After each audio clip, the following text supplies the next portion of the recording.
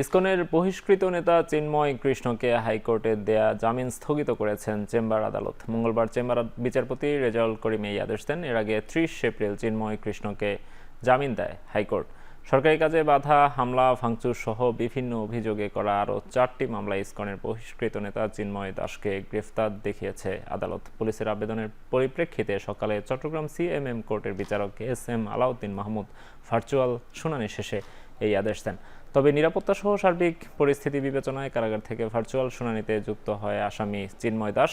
আদালতের তদন্ত কর্মকর্তা জানান, গেল বছরের ২৬ নভেম্বর চিন্ময়কে জেল হাজতে নেওয়ার সময় পুলিশের উপর হামলা, সরকারি কাজে বাধা দেওয়ার ঘটনা ঘটে। পরে প্রাথমিক তদন্তে এসব কর্মকাণ্ডে চিন্ময়ের সম্পৃক্ততার প্রমাণ মিলেছে। এর পরিপ্রেক্ষিতে পুলিশ গ্রেপ্তার দেখানোর আবেদন করলে আদালত তা মঞ্জুর করে।